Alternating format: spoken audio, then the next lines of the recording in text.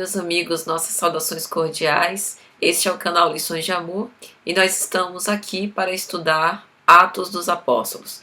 Na verdade, esse quadro é o estudo bíblico neotestamentário e hoje nós vamos falar de um capítulo muito interessante que, inclusive, é explorado por Emmanuel em uma de suas mensagens na obra Fonte Viva. Hoje nós vamos estudar o capítulo 19, versículos 1 até o 7. Discípulos de Jesus em Éfeso. Como habitualmente fazemos, vamos ler o texto evangélico e em seguida ver na obra Vida e Atos dos Apóstolos, de Caiba Schutel, aquilo que o nosso querido benfeitor nos esclarece com respeito a este assunto. Discípulos de Jesus em Éfeso. Enquanto Apolo estava em Corinto, Paulo, depois de ter atravessado o Planalto, chegou a Éfeso e ali encontrou alguns discípulos e perguntou-lhes: recebestes o Espírito Santo quando abraçastes a fé?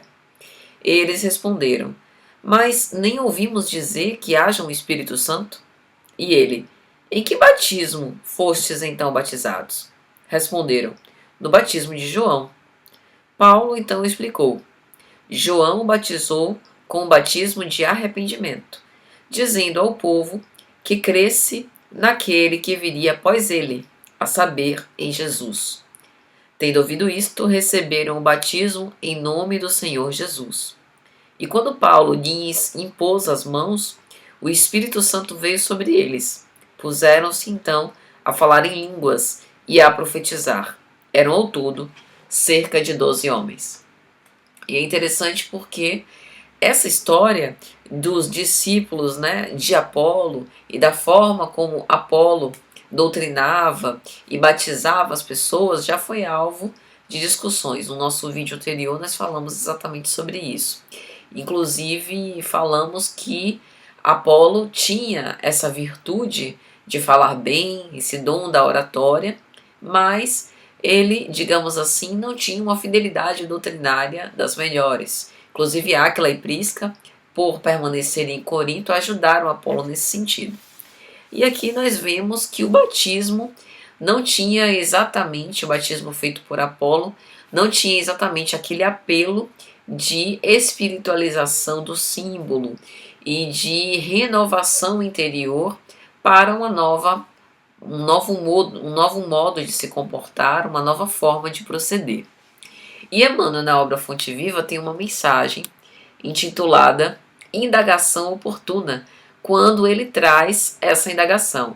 Recebeste vós o Espírito Santo quando creste? E Emmanuel vai fazer uma discussão bastante pertinente, porque em geral nós somos atraídos, e aqui falando especialmente do Espiritismo, ou pelo fenômeno, ou por num momento de dor muito grande, nós recebemos o consolo através do atendimento fraterno, de um tratamento espiritual, de uma doutrinária que nós assistimos. E, em geral, a gente tem essa habilidade de pegar da doutrina aquilo que nos é conveniente, pelo menos naquele momento, e o restante, o trabalho que nos cumpre, isso falando de uma forma genérica, a gente deixa para depois. Então Emmanuel nessa discussão faz exatamente essa reflexão. Que espírito recebeste quando creste? O que dessa mensagem você abraça e toma para si? Porque a seguir uma doutrina, seguir de acordo com esses preceitos, é renovar-se interiormente e não pegar apenas essa parte superficial. E tem uma parte em específico que eu gostaria de citar, que já é o final da mensagem, que Emmanuel vai dizer o seguinte: se nós não abrigamos o espírito de santificação que nos melhore e nos renove para o Cristo, a nossa fé representa a frágil candeia suscetível de apagar-se ao primeiro golpe de vento. Então, essa foi a preocupação do apóstolo ao se referir aos discípulos de Éfeso. Sobre que batismo, ou em que batismo vós fostes batizados. Então, se é no batismo em Jesus Cristo, a gente sabe que aqueles ensinamentos de Jesus foram repassados para os recém-batizados. E, junto com ele, todos os ensinamentos de renovação interior. E aí, no comentário de Caibá Schuton, nessa obra Vida e Atos dos Apóstolos, ele vai relembrar o profeta Joel no Antigo Testamento, dizendo que filhos e filhas profetizarão, né, de acordo com os desígnios de Deus. E tem um determinado ponto que Caibá faz, inclusive, uma crítica aos sacerdotes, né, de poucas vezes representarem, né, ou testemunharem, testificarem esses dons do Espírito, assim como o apóstolo Paulo fazia. E aí ele vai terminar a mensagem dele dizendo o seguinte: a obra do apóstolo é uma obra santa, profícua, cheia de sabedoria e de virtudes, ao passo que a do sacerdote é uma obra destruidora de ignorância, de vícios, antimoral, que infelicita os povos e abate as nações. Algumas pessoas até se assustam com a forma como Caibá se refere aos sacerdotes. Eu particularmente gosto de pensar o seguinte, que aqui não é que Caibá esteja falando da figura do sacerdote, né, da pessoa sacerdote, mas aqui ele está falando da função, né? Então, quando ele se refere à obra do apóstolo, porque o apóstolo foi escolhido pelo seu coração sincero, por ter uma fidelidade e uma lealdade, guardar lealdade perante o Senhor. Então, ele não foi feito por aparências exteriores, mas foi um apelo que ele soube aquecer no seu próprio coração.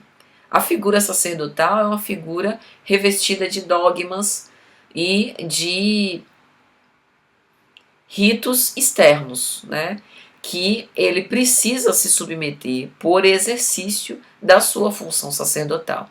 Então, eu acredito muito nisso. É lógico que há sacerdotes, pessoas, né, que têm um coração sincero e que decidem se converter a essa fé, né, e serem representantes dessa fé porque amam verdadeiramente. Assim como há sacerdotes que só estão nesse mistério por aparências. Então a figura aqui do apóstolo é aquele que abriu as portas do seu coração para que essa mensagem germine. E cada um de nós podemos ser os novos apóstolos, né? Não que a gente esteja querendo recolher títulos honoríficos, mas cada um de nós podemos ser esse coração sincero, aberto à mensagem divina. E é sobre isso que Paulo fala em relação ao batismo em nome do Senhor Jesus Cristo, né? Nenhum de nós tem uma posição privilegiada, né, para receber o Espírito Santo. Recebeste o Espírito Santo quando crestes? Dito de outro modo, quando você se diz cristão e convertido a esses ensinamentos, o seu coração está aberto para recebê-los? Acredito que seja mais ou menos por aí. Então é isso, meus amigos. Espero que tenha sido de alguma sorte útil e até a próxima, se Jesus permitir.